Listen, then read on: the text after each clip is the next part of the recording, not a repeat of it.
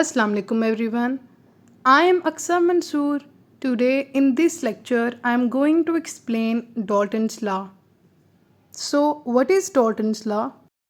Dalton's law कहता है the total pressure exerted by a mixture of non-reacting gases is equal to the sum of their individual partial pressure. Dalton's law ये कहता है कि आपके पास एक ऐसा कंटेनर है जिसमें mixture of non reacting gases मौजूद है। नॉन रिएक्टिंग से मुराद क्या है? नॉन रिएक्टिंग से मुराद ऐसी गैसेस जिनको आपने मिक्स किया है और मिक्स होने के बाद वो एक दूसरे के साथ रिएक्ट ना करें, यानी कि नॉन रिएक्टिंग गैसेस। तो उन जो नॉन रिएक्टिंग गैसेस का मिक्सचर है उसका जो टोटल प्रेशर है वो उन गैसेस के इंडिविजुअल पार्शियल प्रेशर के सम के इक्वल है। अब इस चीज़ को समझने के लिए मेरे पास 3 कंटेनर मौजूद हैं। अब ये बात हम सबको पता है कि गैसेस के मॉलिक्यूल्स मुसलसल मूवमेंट करते रहते हैं, क्योंकि गैसेस के मॉलिक्यूल्स के बीच में एम्प्टी स्पेसेस मौजूद होती हैं, जिसकी वजह से वो आपस में भी कोलाइड करते हैं और वॉल ऑफ कंटेनर के साथ भी कोलाइड करते हैं। जब भी वॉल ऑफ कंटेनर के साथ गैसेस के मॉलिक्यूल्स कोलाइड करते हैं तो प्रेशर एग्जर्ट होता है, यानी कि गैसेस के मॉलिक्यूल्स चाहे इंडिविजुअल फॉर्म में हो या मिक्सचर की फॉर्म में हो, उन्होंने प्रेशर एग्जर्ट करना है। लेट्स सपोज जो रेड गैस के मॉलिक्यूल्स हैं ये अपने कंटेनर में 5 प्रेशर एग्जर्ट कर रही हैं। तो अब ये इंडिविजुअली अपने कंटेनर में कितना प्रेशर एग्जर्ट कर रही हैं? 5। तो डॉल्टन्स लॉ ये कहता है कि जब गैसेस को मिला दें तो जितना प्रेशर वो अपने इंडिविजुअल फॉर्म में एग्जर्ट कर रही थी अपने अपने कंटेनर में, उतना ही वो प्रेशर एग्जर्ट करती हैं जब हम उसको मिक्स कर देते हैं, यानी मिक्सचर ऑफ गैसेस वाले कंटेनर में। इंडिविजुअल फॉर्म में भी वो 5 ही कर रही थी, उसको मिक्स कर देंगे बाकी गैसेस के साथ तब भी उसने 5 ही करना है। यानी चाहे आप गैसेस को मिक्स करें या वो अलहदा से अपनी प्योर फॉर्म में रहें, उन्होंने वैसे ही बिहेव करना है जैसे इंडिविजुअली वो अपने अपने कंटेनर में बिहेव कर रही होती हैं। अब मैंने बताया आपको कि जो रेड गैस के मॉलिक्यूल्स हैं वो अपने कंटेनर में 5 प्रेशर एग्जर्ट कर रही हैं। सपोज कर लें ग्रीन अपने कंटेनर में भी 5 एग्जर्ट कर रहा है। Third container mixture of 2 gases है, इसका जो टोटल प्रेशर है आपने सपोज करना है कि 10 है। 10 कब आया? जब आपने इन दोनों गैसेस के इंडिविजुअल पार्शियल प्रेशर को सम किया तब आपके पास इस कंटेनर का टोटल प्रेशर 10 आया, यानी कि पार्शियल प्रेशर ऑफ गैस 1 यानी कि of red gas plus partial pressure of green gas is equals to total pressure. और पार्शियल हमने क्यों कहा? टोटल के लिहाज से। टोटल के लिए तो वो आधा ही है ना, यानी टोटल 10 था, 5 अगर सिर्फ हम कह दें तो वो टोटल के लिहाज से तो पार्शियल ही हुआ ना, आधा ही प्रेशर हुआ।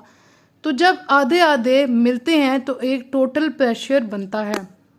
अब मैथमेटिकली अगर हम समझें तो आपने सपोज करना है कि आपके पास 3 गैसेस हैं 1, 2 एंड 3 और उनके पार्शियल प्रेशर हैं P1, P2 और P3। तो total pressure of mixture of gas क्या होगा? PT stand for total pressure of mixture of gases is equals to partial pressure of gas 1 plus partial pressure of gas 2 plus partial pressure of gas 3। अब आपको समझ आ गई होगी कि Dalton's law क्या कहता है। अब चंद बातें आपने अपने माइंड में रखनी है कि इस लॉ में वॉल्यूम और टेम्परेचर हम कांस्टेंट रख रहे होते हैं, सेम रख रहे होते हैं। अब आपने सपोज करना है कि आपके पास 4 सिलेंडर हैं जिनका सेम ही वॉल्यूम है, दैट इज़ 10 डेसीमीटर क्यूब। पहले 3 सिलेंडर में आपने हाइड्रोजन, मीथेन और ऑक्सीजन गैस को सेपरेटली फिल कर देना है और टेम्परेचर क्या रखना है? सेम रखना है। अब हाइड्रोजन का जो आपने पहले सिलेंडर में ये गैस फिल की है उसका प्रेशर जो पार्शियल प्रेशर है आपने लेट करना है 400 टॉर है। मीथेन का जो दूसरे सिलेंडर में हमने फिल की है उसका 500 टॉर और ऑक्सीजन का जिसको हमने थर्ड सिलेंडर में फिल किया है उसका है 100 टॉर।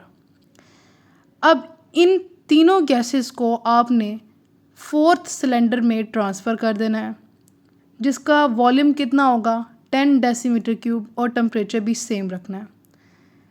तो according to Dalton's law, total pressure is equals to the sum of partial pressure of hydrogen, methane and oxygen gas. अब इनकी वैल्यूज़ पुट करें। पार्शियल प्रेशर ऑफ हाइड्रोजन मैंने आपको बताया था 400 है, फिर पार्शियल प्रेशर ऑफ मीथेन 500 और partial pressure of oxygen is equals to 100। तो टोटल पार्शियल प्रेशर किसकी इक्वल आ गया 1000 टॉर के।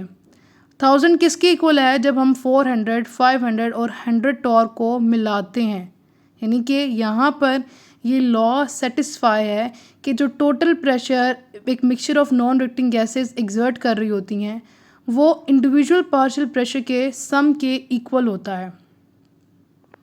जनरल गैस इक्वेशन जिसे हम कहते हैं PV is equals to nRT। अब हमने ये कहा है कि चूँकि मॉलिक्यूल्स जो हर गैस के जो मॉलिक्यूल्स हैं वो इंडिपेंडेंटली मूव कर रहे हैं, इसीलिए हम जनरल गैस इक्वेशन को यहाँ पर अप्लाई कर सकते हैं, इंडिविजुअल गैसेस के ऊपर अप्लाई कर सकते हैं जो कि एक गैसियस मिक्सचर में मौजूद है। तो PV is equals to nRT। आपने 3 बातें याद रखनी है कि जो वॉल्यूम है R stand for general gas constant और T दैट इज़ टेम्परेचर। ये तीनों जो टर्म हैं ये कांस्टेंट फैक्टर हैं, यानी तमाम केसेस में ये कांस्टेंट रहने वाले हैं, सेम रहने वाले हैं। अब पहले अगर हम हाइड्रोजन के केस में जनरल गैस इक्वेशन को लगाएं तो पहले तो हम लिखेंगे PV is equals to nRT। P और N के साथ हमने H2 लगा देना है, जिससे हमें ये पता लगेगा कि ये हाइड्रोजन गैस के लिए है। RT/V एक साइड पर ले जाएंगे क्योंकि ये कांस्टेंट है, फ़िलहाल हम इसे कुछ वक्त के लिए निगलेक्ट कर देते हैं। तो यहाँ से हमें ये देखने को मिलता है कि जो पार्शियल प्रेशर ऑफ हाइड्रोजन है वो डायरेक्टली प्रोपोर्शनल है to the number of moles of hydrogen gas. बिल्कुल इसी तरह अगर हम मीथेन गैस के लिए CH4 गैस के लिए इसको लगाएं तो PCH4 is equals to NCH4 RT/V। RT/V फिर एक कांस्टेंट फैक्टर है, तो यहाँ से भी हमें पता लगता है कि जो पार्शियल प्रेशर ऑफ मीथेन है वो डायरेक्टली प्रोपोर्शनल है to the number of moles of methane. और ऑक्सीजन के केस में भी ऐसा ही होगा कि partial pressure of oxygen gas is directly proportional to the number of moles of oxygen gas. Conclusion क्या निकला है कि इन तीनों गैसेस के पास अपना अपना पार्शियल प्रेशर है और वॉल्यूम और टेम्परेचर सेम है, तो इनके नंबर ऑफ मोल्स डिफरेंट होते हैं और डायरेक्टली प्रोपोर्शनल हैं उनके अपने अपने पार्शियल प्रेशर के। तो इन तीनों इक्वेशंस को अगर हम ऐड करें तो हमारे पास टोटल प्रेशर आ सकता है, क्योंकि हमने क्या कहा है कि टोटल प्रेशर किसकी इक्वल है, sum of partial pressure of individual gases के। तो PT is equals to, PT stand for, यहाँ पे सिर्फ P लिखा हुआ है, T भी है, PT मतलब कि total pressure is equals to partial pressure of hydrogen gas plus partial pressure of methane gas plus partial pressure of oxygen gas. PT is equals to, अगर हम इनकी वैल्यूज़ पुट करें, हमने चूँकि कहा है कि पार्शियल प्रेशर किसके इक्वल है, डायरेक्टली प्रोपोर्शनल है N के, यानी P is equals to N। इसीलिए हमने पीछे जो वैल्यूज़ हमने ऐड की थी, क्या वैल्यूज़ ऐड की थी, NH2 या NCH4 या NO2 RT/V। तो हमने इसकी वैल्यूज़ पुट कर दी हैं। RT/V चूँकि तीनों में सेम था तो हमने कॉमन ले लिया। नेक्स्ट क्या है कि अब NH2, NCH4 और NO2 ये क्या हैं, पार्शियल प्रेशर हैं गैस 1, गैस 2 और गैस 3 के। इनको अगर हम ऐड करें हमारे पास टोटल नंबर ऑफ मोल्स आ जाएंगे, इसलिए हमने आसानी के लिए लिखा PT is equals to NT RT/V। NT stand for total number of moles और NT किसकी इक्वल है, number of moles of hydrogen gas plus number of moles of methane gas plus number of moles of oxygen gas. तो फिर से अगर हम इसको उस फॉर्म में लिखें जिस फॉर्म में हम जनरल गैस इक्वेशन लिखते हैं, तो PTV यानी total pressure V is equals to NTRT यानी कि total pressure of mixture of gases depend upon the total number of moles of the gases. तो कंक्लूजन हमारे पास ये निकली कि जो मिक्सचर ऑफ गैसेस का टोटल प्रेशर था वो डिपेंड कर रहा था इन गैसेस के टोटल नंबर ऑफ मोल्स पर। कुछ कैलकुलेशंस हमारी बुक में लिखी हुई हैं। अभी हमें ये कह रहा है कि हमें टोटल प्रेशर तो पता लग गया है, अगर हमने अलहदा से partial pressure of gas A find करना हो या अलहदा से partial pressure of gas B find करना हो तो हम कैसे करेंगे। हमने सबसे पहले सपोज करना है कि हमारे पास मिक्सचर ऑफ 2 गैसेस हैं, एक गैस A है और एक गैस B। इस मिक्सचर को आपने एक कंटेनर में लेना है जिसका वॉल्यूम है V। तो जो टोटल प्रेशर है वो क्या है 1 atm के इक्वल।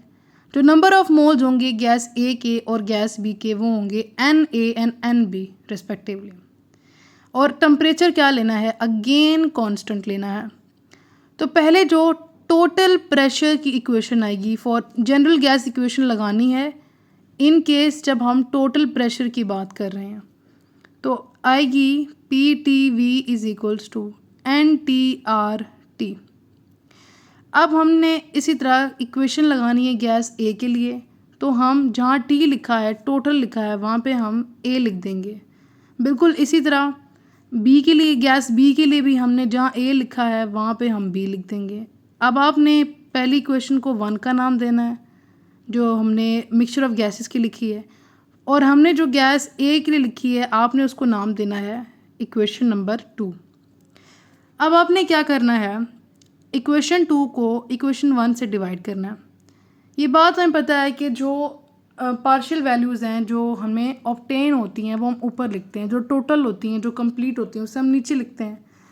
तो बिल्कुल इसी तरह PAV by PTV is equals to NART by NTRT। अब V R और T ये कैंसिल हो जाएंगे क्योंकि हैं ही सेम, तो हमारे पास वैल्यू आएगी PA by PT is equals to NA by NT। और हम अगर इसको मज़ीद करते हैं सिर्फ गैस A के लिए तो PA is equals to NA by NT और PT। अगर हमने यही इक्वेशन लिखनी है B के लिए तो हम A की जगह सिर्फ B लगा देंगे। अब एक और चीज़ है कि जो यहाँ पे हमने N लिखा यानी कि जो नंबर ऑफ मोल्स हैं वो किसके यहाँ पर इक्वल होते हैं, NA बाय NT किसके इक्वल होते हैं, मोल फ्रैक्शन के। तो उसको हम लिख सकते हैं X की फॉर्म में। तो इस इक्वेशन को अगर हम ज़्यादा आसान लिखना चाहें तो हम इसको ऐसे लिख सकते हैं कि PA is equals to XA PT। जहाँ हमने NA बाय NT लिखा था उसकी जगह हमने XA लिख देना है। XA क्या है, XA मोल फ्रैक्शन है गैस A का। नेक्स्ट है PB is equals to XB PT। ये क्या है, XB मोल फ्रैक्शन है गैस B की। तो ये था आज का लेक्चर। मैं उम्मीद करती हूँ आपको डॉल्टन्स लॉ अच्छे से समझ आ गया होगा। कोई मुश्किल बात नहीं है, बस ये लॉ यही कहता है कि जब भी हम नॉन रिएक्टिंग गैसेस का मिक्सचर लेते हैं तो कंटेनर पे ज़ाहिर बात है वो प्रेशर को एक्सर्ट करती हैं। तो जो टोटल प्रेशर है वो इक्वल होगा उन्हीं गैसेस के इंडिविजुअल पार्शियल प्रेशर के।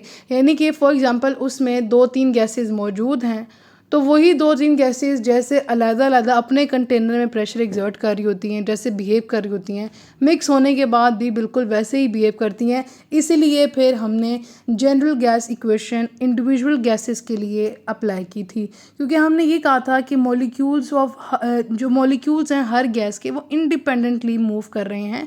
इसलिए हम जनरल गैस इक्वेशन को अप्लाई कर देते हैं जो गैशियस मिक्सचर है उसके अंदर जो इंडिविजुअल गैसेस हैं उस पर।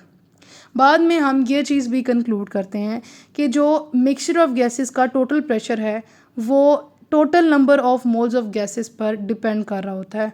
दैट्स वाई हम उसको NT का नाम दे देते हैं। आसानी के लिए हम ज़्यादा लिख देते हैं कि चूँकि अब जब हम number of moles of hydrogen, methane और ऑक्सीजन को ऐड कर देते हैं तो हमारे पास टोटल नंबर ऑफ मोल्स आ जाते हैं, इसलिए हम NT लिख देते हैं। बाद में हमने कुछ कैलकुलेशंस की कि सपोज़ हमारे पास गैस A है, गैस B है, उनका टेम्परेचर वॉल्यूम सेम है, तो अगर हमने पार्शियल प्रेशर गैस ए का फाइंड करना हो तो कैसे करेंगे, partial pressure of gas B find करना हो तो कैसे करेंगे। फिर मज़ीद हमने उसको सिंप्लीफाई करके लिखा कि जो एन ए या एन ए है या एन बी है बाय एन टी वो मोल फ्रैक्शन के इक्वल है।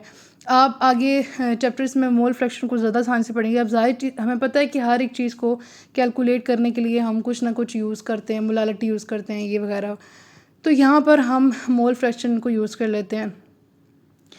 तो आई होप सो आपको आज का लेक्चर काफ़ी अच्छे से समझ आ गया होगा। That's all for today.